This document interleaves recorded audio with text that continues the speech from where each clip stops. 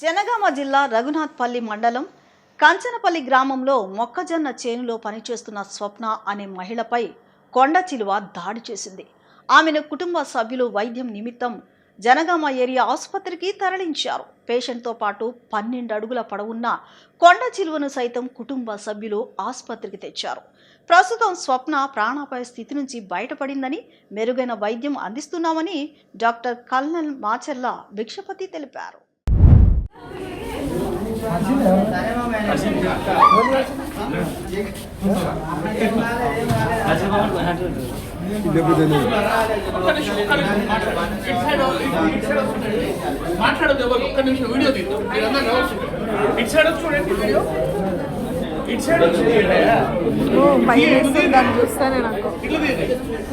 మిత్రులారా, దీన్ని కొండ చీలువ అంటారు. ఈ పాము మన సైడ్ చాలా తక్కువ ఈ జాతి ఉండేది.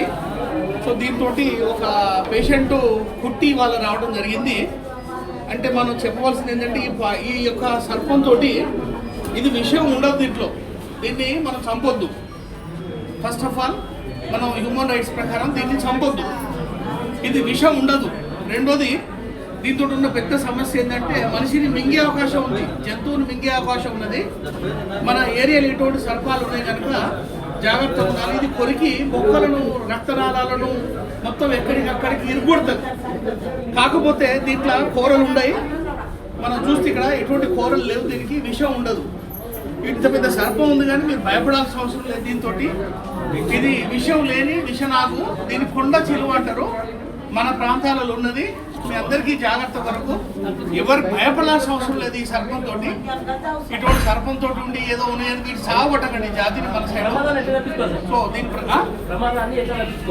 ప్రమాదం నుంచి ఏంటంటే ఇక్కడ మనకు ఇది మనిషిని మొత్తం చుట్టేస్తే కాబట్టి దాని దగ్గర పోదు, దూరం ఉండాలి.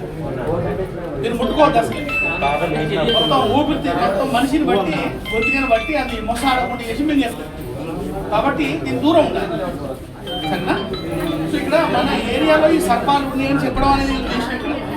ఇది నాకన్నా పొడుగు 8 ఫీట్ ఉన్నది. సో మనిషిని మింగేస్తుంది. ఓకేనా?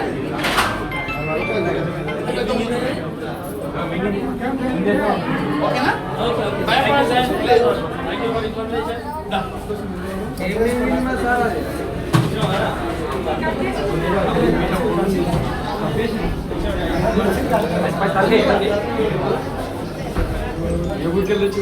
ఇది కంచనపల్లి ప్రాంతం నుంచి వచ్చింది.